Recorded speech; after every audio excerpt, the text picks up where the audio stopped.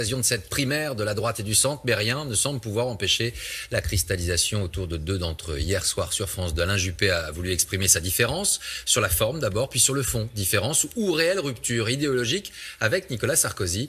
On en saura plus dans un instant. Il est notre invité, mais d'abord, retour sur ces dernières tensions avec Guillaume Darey. Nicolas Sarkozy et Alain Juppé. Une rivalité de plus de 30 ans. Deux hommes et surtout deux styles dans cette campagne.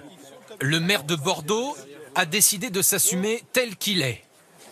Bonjour. Il se pose en rassembleur et tente de faire de sa retenue un atout. C'est difficile d'être modéré parce qu'aujourd'hui, c'est vachement facile de se lâcher et de dire des énormités, des incongruités. On en entend d'ailleurs tous les jours. Donc l'hystérie est à la mode. Je vous laisse tout le monde. Je vous laisse juger. Dans votre propre camp aussi Je vous laisse juger. Une pique qui vise son rival. Nicolas Sarkozy, lui, revendique son parler vrai et met une nouvelle fois en avant son énergie. Je suis un homme passionné de mon pays. Je veux les convaincre tous. Je veux parler à la France qui souffre, qui n'en peut plus, à la majorité silencieuse. Ils sont sceptiques. Croyez-moi, je vais les convaincre. Deux hommes qui incarnent aujourd'hui deux droites, deux lignes, notamment sur la question de l'identité et en particulier celle de l'islam. Deux approches différentes. Je n'accepte pas l'hystérie déraisonnable sur cette question de la relation avec les musulmans. Les deux tiers d'entre eux sont prêts à respecter parfaitement les lois de la République. Assez d'amalgame. Je veux que l'on puisse parler du terrorisme islamique sans être taxé d'islamophobie. Surtout, ils ont deux stratégies pour capter deux électorats différents. Pour Alain Juppé, pas question d'interdire aux électeurs, même de gauche, de venir voter à la primaire, inacceptable pour son rival. Où est la loyauté quand on appelle des électeurs de gauche à venir voter, à signer par jure un papier dans lequel ils s'engageraient à partager les valeurs de la droite et du centre, alors qu'en vérité, ils n'en partagent aucune. Non, je pense que cette espèce d'outrance est mauvais signe. Il y a un peu de panique à bord. Je regardais une étude il n'y a pas très longtemps qui montre que la seule chance de Nicolas Sarkozy de gagner, c'est de capter les voix de l'extrême droite. Alors, vous voyez, je pourrais renvoyer le compliment. Lequel de ces deux discours mobilisera le plus lors de cette primaire? Première réponse, le 20 novembre prochain. Bonsoir Nicolas Sarkozy. Bonsoir, merci de m'avoir invité. Merci d'être avec nous. Vous avez suivi Alain Juppé hier soir? Malheureusement, j'étais en réunion, j'ai pas pu le suivre, mais enfin, les échos me sont arrivés. Vous êtes... Juste une question, est-ce que vous ne l'avez pas sous-estimé depuis le début de cette campagne? Non, je ne sous-estime personne. J'ai regardé votre reportage avec intérêt. Je ne présenterai pas tout à fait les choses comme ça, si vous me permettez. J'ai une ambition dans cette campagne. C'est d'essayer de décrire la réalité de ce que vivent les Français. Je rencontre une immense angoisse. Les Français se demandent si on pourra avoir le plein emploi, qu'est-ce qui va se passer avec leur sécurité, quel est le problème avec un islam politique qui tente d'assurer sa mainmise sur une partie de la société. Ce sont des sujets lourds, graves, difficiles, une explosion démographique. Je veux parler au peuple de France qui ne se sent pas représenté de la réalité. Cette primaire, est-ce que vous n'avez pas l'impression depuis quelque temps qu'elle est en train de se transformer en une question simple, un référendum pour ou contre Nicolas Sarkozy? Est-ce que vous ressentez ça? Non, mais je comprends que vous le disiez. Je n'ai connu que ça tout au long de ma vie politique, en 2006, en 2007, en 2012. Mais la question n'est pas là. Je refuse les débats interdits par la bien-pensance. Oui ou non, y a-t-il un problème d'immigration? Je pense que oui, et qu'on ne peut pas continuer comme si de ne rien n'était.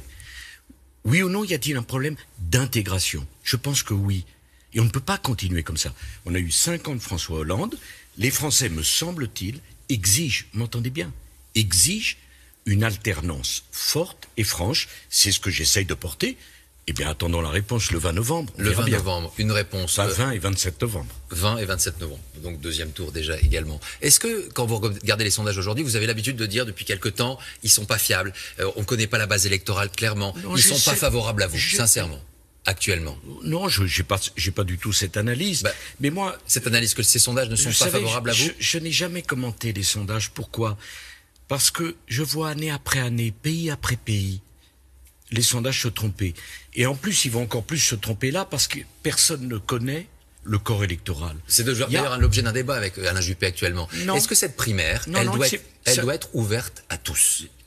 Elle doit être ouverte à tous ceux qui partagent les valeurs de la droite et du centre. Donc c'est différent d'Alain Juppé. À tous, par exemple, les déçus du hollandisme, ils ont le droit d'aller s'exprimer dans cette primaire? C'est pas une question de droit. Il y aura des primaires pour la gauche, qui choisira son candidat, et il y aura des primaires pour la droite et pour le centre qui choisira son candidat. Donc ce soir, vous vous adressez à qui? À quels électeurs? Si on fait des compromis, des compromissions, si c'est la pagaille, ça conduira à quoi? Quand la gauche et la droite n'assument plus aucune différence, c'est les extrêmes qui en profitent. Regardez l'Allemagne, les élections régionales, regardez l'Autriche. Dans le cadre de la primaire de la droite et du centre, chaque électeur devra signer, ça compte, un document dans lequel il s'engage à partager les valeurs de la droite et du centre. Il n'y a pas de bons et mauvais électeurs. Ceux qui finalement soutiendraient Alain Juppé et ceux qui pourraient ne pas vous soutenir. D'abord, qui peut le contrôler? Moi, je veux parler au peuple de France. Mais c'est une élection présidentielle en quelque sorte à 4 tours. Il y a 2 tours pour la primaire de la droite et du centre. Ayons ce débat, tranchons la ligne, choisissons la meilleure personnalité, tout le monde sera derrière après. Et puis il y aura le premier et le deuxième tour de la présidentielle, où on s'adressera à tous les Français. Vous le disiez tout à l'heure. Mais la confusion, si vous voulez, permettez, la confusion, c'est le contraire de la démocratie. Et vous croyez qu'actuellement, Alain Juppé alimente la confusion? Non, je ne me permets pas de dire ça, j'ai aucune raison, je ne veux pas polémiquer. Je dis simplement à ceux qui nous regardent, si on demande à quelqu'un qui partage les valeurs de la gauche d'aller signer un document indiquant qu'il partage les valeurs de la droite et du centre, ça s'appelle de la confusion déloyale. Est-ce que, actuellement, finalement, sur le plan idéologique, il n'y a pas clairement une fracture, une division, vous le disiez tout à l'heure, une vision différente sur les questions de l'immigration, sur les questions... Il y a clairement un débat, vous avez raison, mais tant mieux. Nous sommes d'accord sur beaucoup de choses, ils ont été d'ailleurs tous dans mon gouvernement. Donc il y a 2 droites actuellement? Mais il peut même y avoir plusieurs. Mais il y a clairement un débat qui n'est pas anodin. Est-ce qu'on décrit la réalité de ce que vivent les Français ou est-ce qu'on le refuse? Alors vous savez, dans ma campagne, je suis tous les soirs en réunion, je vois beaucoup de Français. Il y a beaucoup d'angoisse, beaucoup d'inquiétude. Est-ce que la France va rester la France? C'est une question qui n'est pas anormale de poser. Et beaucoup de gens me disent, bon, c'est bien ce que vous dites, mais ils me posent une question. Et après 5 années de mensonges de François Hollande, c'est normal. Est-ce que vous le ferez vraiment? Alors vous ferez quoi, vous? Alors voilà, c'est une question centrale et naturellement la mise en cause de la crédibilité de la parole publique, elle me touche aussi. Eh bien, je suis venu vous dire que sur 2 questions essentielles. Lesquelles? Est-ce qu'on continue avec le regroupement familial ou pas? C'est une question centrale. Le regroupement familial automatique a été autorisé en France en 1974. Je propose de suspendre l'automaticité du regroupement familial, l'explosion démographique que connaît l'Afrique, qui va doubler de population en 30 ans, on va passer de 1 milliard à 2 milliards 300 millions, fait que nous ne pourrons plus, de mon point de vue, accepter l'automaticité du regroupement familial pour les étrangers non communautaires. C'est un débat sensible, fort, grave, important. Je pense qu'il doit être tranché par les Français. Je poserai donc par référendum cette question le jour du 2e tour des législatives, le 18 juin 2017. Est-ce que les Français sont d'accord pour que nous supprimions, nous suspendions le droit automatique au regroupement familial tant que l'Europe ne s'est pas dotée de frontières dignes de ce nom et d'une politique européenne. Nicolas Sarkozy, cela veut dire que si vous faites appel au référendum, ça veut dire qu'aujourd'hui, pour cette loi finalement qui avait été mise en place par Jacques Chirac, je crois, en 1974, vous préférez quoi? Vous préférez passer par le peuple plutôt que passer par le gouvernement, l'Assemblée nationale? Vous ne faites plus confiance au système politique pour faire aboutir une mesure? Pardon, ne soyons pas excessifs. Sur des questions de cette nature qui mettent en cause un certain nombre d'articles de la Convention européenne des droits de l'homme, un certain nombre de principes juridiques qui sont les nôtres, est-ce que oui ou non le contexte démographique, migratoire a changé? Ma conviction, c'est oui. Nous avons un problème gigantesque d'une intégration républicaine qui ne marche plus. Si nous continuons à accueillir sans pouvoir intégrer, donner un travail, donner un logement, payer des allocations, on va à la catastrophe. Vous aviez évoqué... Je souhaite donc qu'on aille vers l'assimilation, mais que dans le même temps, on suspende le regroupement familial. Mais cette décision doit être prise par le peuple. Lorsque le général de Gaulle fait le référendum sur l'élection au suffrage universel du président de la République... C'est une question institutionnelle, c'est pas une question d'ordre de société. Mais souvenez-vous, tout le monde à l'époque l'accuse d'être populiste, de ne pas respecter la démocratie. Il y a une bien-pensance, il y a une pensée unique qui veut mettre un couvercle sur les débats que souhaitent les Français. Je souhaite lever ce couvercle. Vous avez parlé d'une question, d'une deuxième? Alors, il y a une deuxième question. Ça et tombe d'ordre bien. référendaire également? Exactement.